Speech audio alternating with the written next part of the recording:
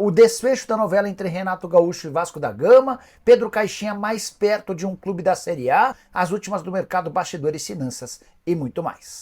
Fala aí pessoal, eu sou Jorge Nicola, bem-vindos a mais um vídeo do canal Sem Perder Tempo. Só pedir para deixar like, se inscrever no canal e ativar as notificações. Hora de te atualizar sobre outro fim de novela envolvendo o técnico. Renato Gaúcho não será o comandante do Vasco. Negociação que havia começado na última segunda-feira, teve desdobramentos na terça. Nessa quarta-feira as partes tentaram mais uma vez um acordo financeiro. Mas há uma diferença grande entre aquilo que o Renato quer, perto de R$1,5 milhão por mês, e aquilo que o Vasco pode oferecer, inferior a R$1 milhão mensais. Diante do descompasso, negócio praticamente descartado. E o Vasco já está no mercado em busca de outras alternativas. Alguém que surgiu como plano B é Antônio Oliveira, treinador português que passou nessa temporada pelo Corinthians, já esteve no Cuiabá, entre outros clubes. Investimento muito menor com o Antônio Oliveira na comparação com o Renato Gaúcho, mas também você tem muito menos expectativas com o Antônio do que com o concorrente dele. Só para completar, em relação ao Vasco, nenhuma novidade sobre as negociações para a venda da SAF. As tratativas não devem avançar antes do mês de fevereiro do ano que vem. Chegando agora, Nicola, boa noite. O que se tem de real e acontecendo no Vasco? Investidor em negociações. Fabinho, vamos lá, sobre Marinacks, sem muitas novidades na fase de diligências, mas eu posso assegurar para vocês, uma pessoa do Vasco me ligou durante uma live 2 dias atrás para dizer, Nicola, o São Paulo está otimista, a gente não jogou a toalha. A gente segue acreditando na possibilidade de um negócio acontecer, tá? E essa confiança se dá porque toda vez que o Marinacks conversou com o Vasco, cara, deixa eu contar uma. Deixa eu contar. Eu vou dar só uma letrinha, tá? Vou dar só uma letrinha.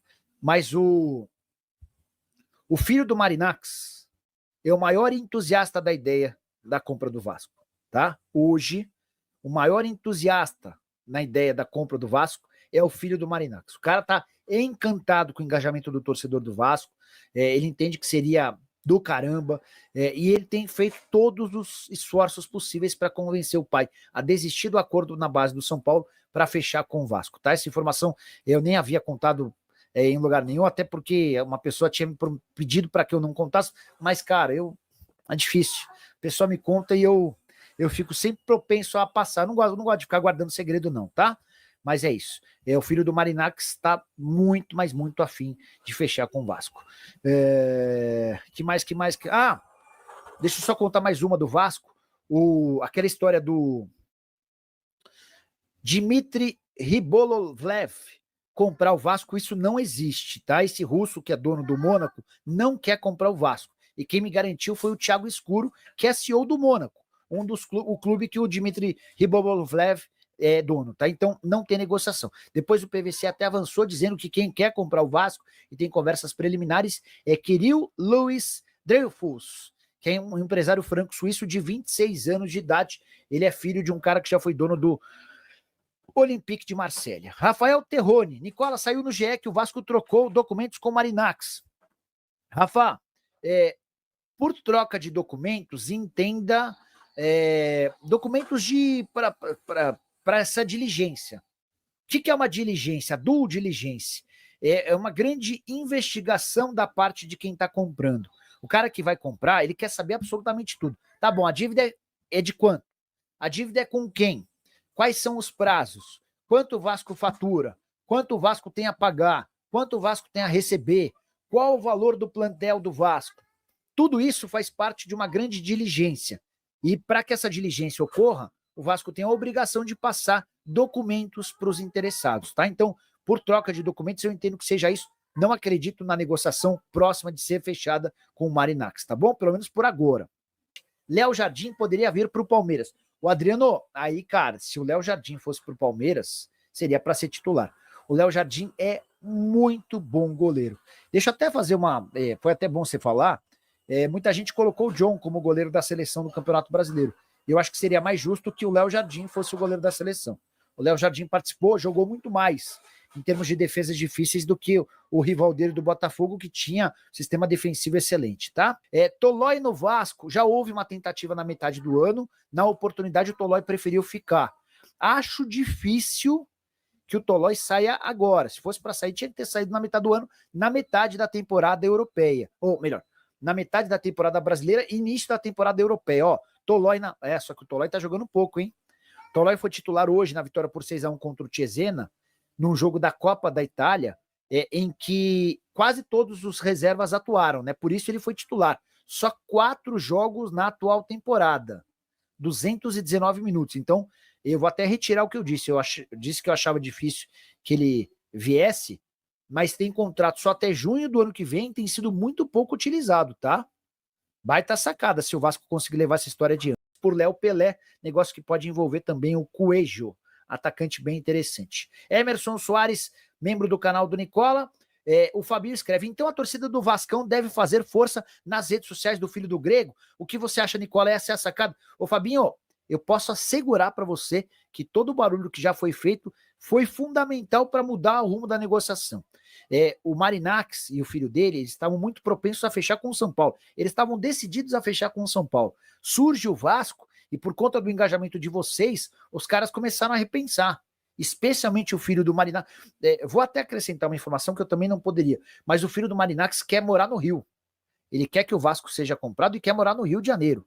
Tá? Só para vocês entenderem um pouquinho do contexto.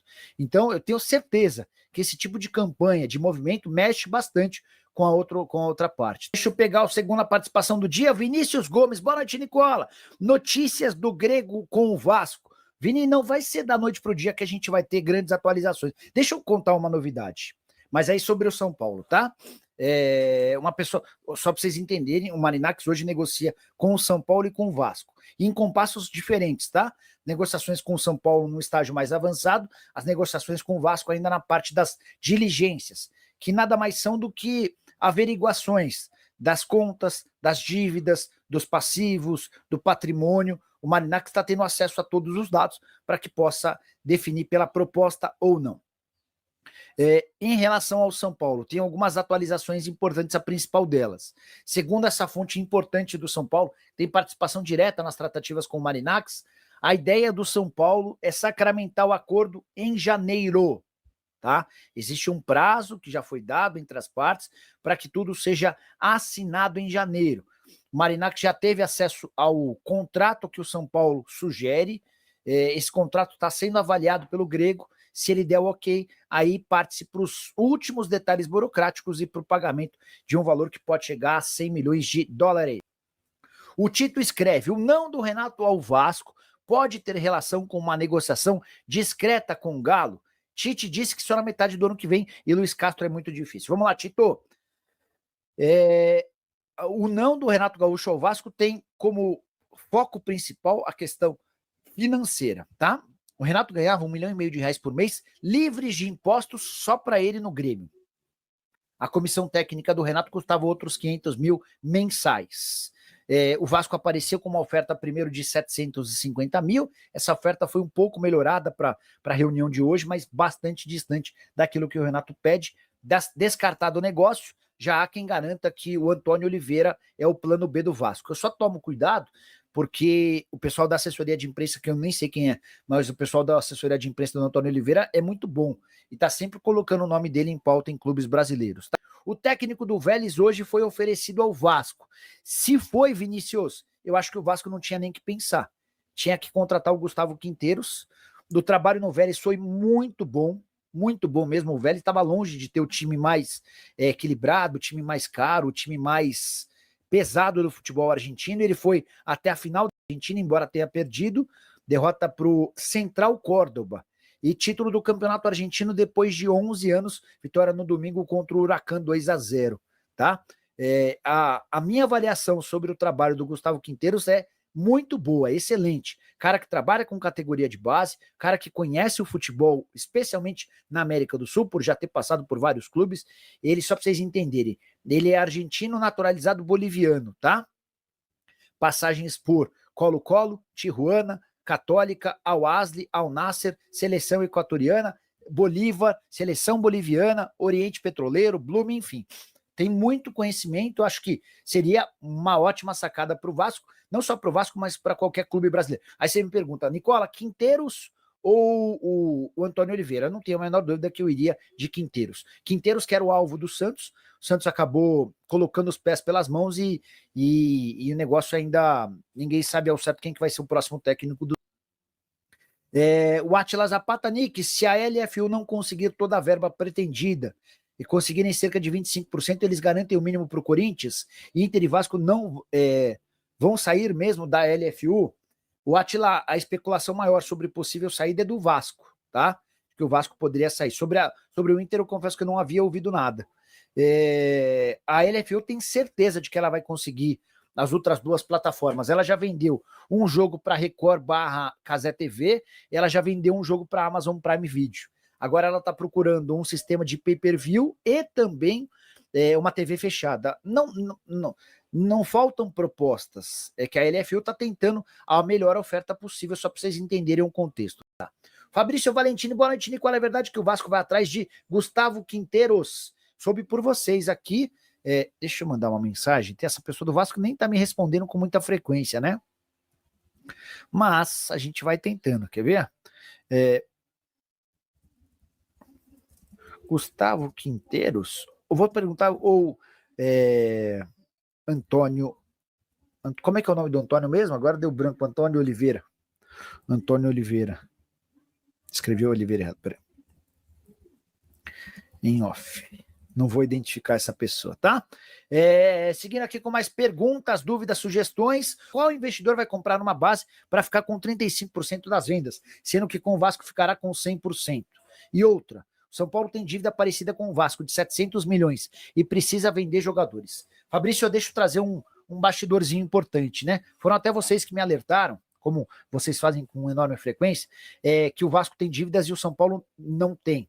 Ou que o São Paulo nesse negócio não teria. E não teria mesmo, porque o São Paulo montaria uma empresa para administrar o futebol de base, e essa empresa começaria absolutamente sem dívida nenhuma, tá? Toda a grana investida seria utilizada, seria transformada em patrimônio.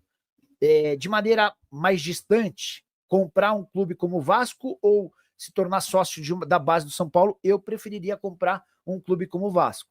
Mas eu não sei o que o Marinacci está pensando, o quanto ele está incomodado em pagar dívidas, enfim. Mas é essa a resposta que a gente vai ter nas próximas semanas, ou um ou outro, tá?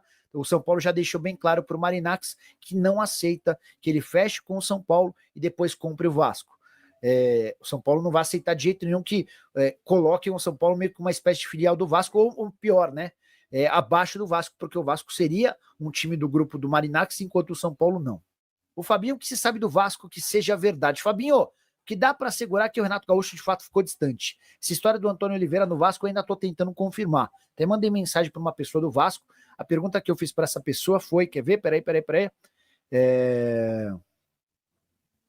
Aqui, ó. Gustavo Quinteiros ou Antônio Oliveira? Mandei essa mensagem, assim que tiver alguma resposta, eu conto para vocês. Combinado?